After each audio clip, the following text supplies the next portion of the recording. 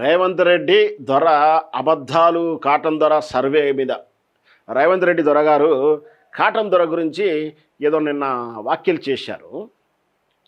Cotton దొర survey చేశారు. గోదావరి ఇక్కడ కట్టకూడదు, గోదావరి నది మీద సర్వే చేస్తూ ఈ ప్రాంతంలో మేడిగడ్డలు కట్టకూడదు ఆనాడే చెప్పాడట. ఆ విషయాలు ఏందో మనం తెలుసుకుందాం, చరిత్ర సాక్ష్యంగా తెలుసుకుందాం. అసలు కాటన్ దొర ఎక్కడ చేశాడు, ఏం కట్టాడు, ఆయన కట్టినది ప్రాజెక్ట్ పేరు ఎందుకు, ఎక్కడ ఏం చేశాడు, ఆ టైంలో ఎక్కడ తెలంగాణ అంటే హైదరాబాద్ స్టేట్లో ఆయన ప్రమేమే లేదు, అసలు రాలేదు. అట్లాంటి కాళేశ్వరం గురించి ఈయన అవాకులు చెవాకులు పేరడానికి ఉపయోగించుకున్న పేరు ఏంటి అంటే కాటన్ దొర గురించి ఈయన వాక్యాలు చెప్తా ఉన్నాడు, అబద్ధాలు చెప్తా ఉన్నాడు. ఆయన చెయ్యని సర్వే గురించి చేశాడని సర్వే చేసినట్టే చెప్పడం చాలా వింతగా ఉంది. ఆయన ఏం మాట్లాడాడో ఒకసారి తెలుసుకునే ప్రయత్నం చేద్దాం. రేవంత్ రెడ్డి గారు ఏం మాట్లాడారో చూద్దాం. ఇక్కడ మేడిగడ్డ కానీ అన్నారంలో కానీ సుందిళ్లలో కానీ ఎక్కడైతే ప్యారేజ్ కట్టాలనుకుందో భూమిలో పరీక్షలు చేయలేదు. సలార్కర్ కాటనప్పుడు అక్కడ ప్యారేజ్ కట్టినప్పుడే ఆయన ఇక్కడి వరకు చేసి ఇచ్చంపల్లి వరకు సర్వే చేసి ఇచ్చంపల్లి దగ్గర కట్టిన ఉంటుంది. ఇక్కడ ఎక్కడ కూడా ఈ భూమి ప్యారేజ్ కట్టడానికి ఇది సరైన ప్రాంతం కాదు అని చెప్పి సలార్కర్ కాటన్ ఆ రోజుల్లో నివేదించింది. ఇచ్చంపల్లి వరకు అక్కడి నుంచి చేసుకుంటూ వచ్చింది. ఒకటి ఇక్కడ పాయింట్ ఏంటంటే సాక్ష్యం చూసి మాట్లాడు. మేడిగడ్డ అన్నారం సుందిల బ్యారేజీల నిర్మాణంపై సర్ ఆర్థర్ కాటన్ ఆనాడే నివేదిక ఇచ్చారన్న వాదన చారిత్రక వాస్తవం కాదు. ఏంటది?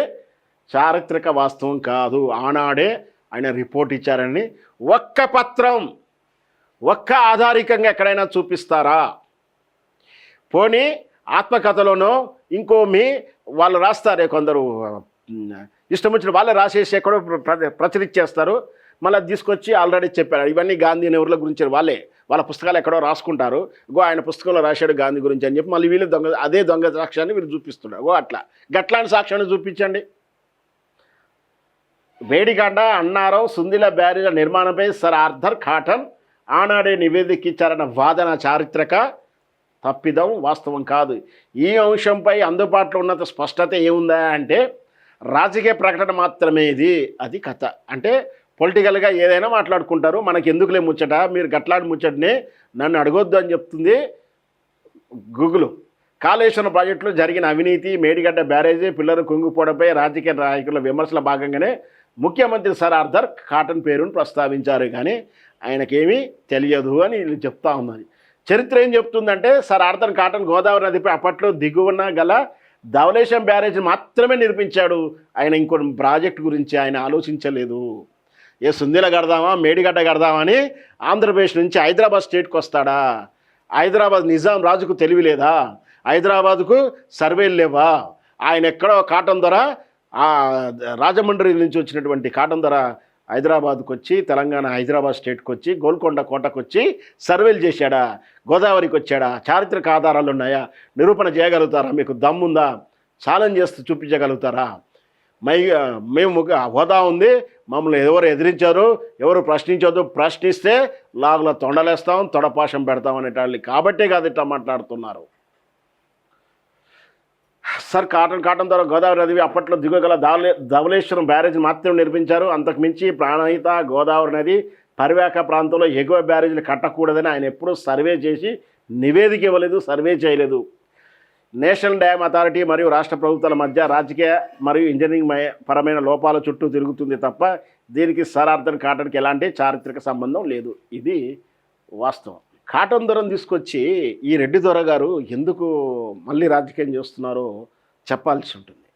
ఎందుకంటే నిజంగా సర్ ఆర్థర్ కాటన్ దొర గారు నిజంగా బ్రిటిష్ పాలకుడైనా, బ్రిటిష్ వాళ్ళ ఎంప్లాయ్ అయినా అక్కడికి వచ్చిన తర్వాత అక్కడున్నటువంటి వరదలు, ముప్పు ప్రాంతం, నీటి ఫెసిలిటీ చూసి, అక్కడున్న కరువు కాటకాలు చూసి నేను మళ్ళీ చెప్తా ఉన్నాను, ఈ Dhavaleswaram sir Arthur Cotton Dhavaleswaram కట్టిన తర్వాతనే అక్కడ ఉరెన్నం తినడం నేర్చుకున్నారు, పని చేయడం నేర్చుకున్నారు, అక్కడ నిద్ర లేవడం నేర్చుకున్నారు. అంటున్నారా? అవాకులు చెవాకులు వెళ్తున్నారా తెలంగాణ గురించి? వాళ్ళకి ఆ ఎల్లో ఫోబియా ఉన్న వాళ్ళకి, ఆ ఎల్లో రోగం ఉన్న వాళ్ళకి చెప్పండి. అది అప్పటిదాకా జొన్నన్నము, జొన్న కూడు, జొన్న రొట్టె, జొన్న అంబలి తప్ప గతేమున్నది మీకు? ఇక్కడ ఇక్కడ అంగళ్ళల్లో వజ్రాలు అమ్ముకున్నటువంటి ఘన చరిత్ర గోల్కొండ చరిత్ర. ఇక్కడ గోల్కొండ రాజ్యంలో ప్రపంచంలో కన్నా శిఖరాగ్రంలో నిలిచినటువంటి చరిత్ర. అంధకారంలో ఉన్నటువంటి రాష్ట్రాలు, రాజ్యాలు, సంస్థానాలు ఉంటే ఒకవైపు, ఇక్కడ నా దగ్గర నా తెలంగాణ గడ్డ మీద, నా హైదరాబాద్ స్టేట్లో బల్బులు వెలిగాయి, బస్సులు దిగాయి, బొగ్గు రైలు దిగిలాయి. ఘనచరిత్ర అది. సో అట్లా కాటన్ దొర గారు ఆ వడిసిపట్టి నీళ్ళని మనం పంటకు ఉపయోగిస్తే ఇక్కడున్న కరువు కాటకాలు తేలుతాయని చెప్పి తాను వ్యక్తిగతంగా తీసుకొని ప్రతికూల పరిస్థితులు అంటే సర్వే చేయాలంటే ఆ వాగమ్మట్టు వల్గమ్మట్టు వెళ్తూ ఉండాలి. కానీ ఆనాటి పరిస్థితుల్లో రహదారులు లేవు, బాట మొత్తం కూడా ఇప్పటికి కూడా మనం చూస్తాగా పడాబడిపోతే వెళ్ళడానికి రూట్ ఉండదు, కంపా చెట్లు ఏవో ములుస్తాయి, అవన్నీ తొలగించుకుని ముందుకెళ్ళాలి. అట్లాంటి పరిస్థితులు తానే పాము, పురుగు, పూసి, పుట్టతోటి ముందుకెళ్తూ గుర్రాల మీద, గాడిదల మీద ప్రయాణిస్తూ, గాడిద మీద లగేజ్ తీసుకెళ్ళేవారట.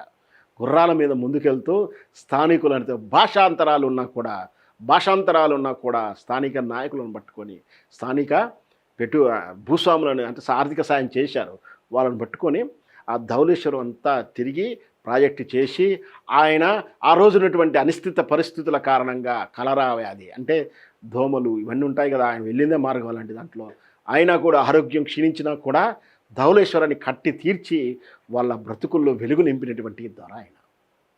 అట్లాంటి ఆయన మీద ఇట్లా చెవాకులు పేరి ఎవరు అడగరులే, ఎవరికి తెలవలే, కాటన్ దొర ఉన్నప్పుడు ఆయన ఉన్నాడా ఈయన ఉన్నాడా, నేను చెప్తే నమ్మేస్తారనుకుంటే ఆ మాయకత్వం అవుతుంది.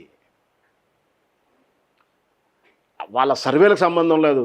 ఆ తరువాత ఎప్పుడైతే భాష సంయుక్త రాష్ట్రాలు ఏర్పడాయో, భాష పేరు మీద దాడి చేశారు, భాష పేరు మీద కుట్ర మొదలుపెట్టారు. 1956 తర్వాత అప్పటికి సిద్ధంగా ఉన్న నందికొండ ప్రాజెక్టు కాస్త అది ముందుకొచ్చేసి అక్కడ నాగార్జున సాగర్ నందికొండలో కట్టడం జరిగింది.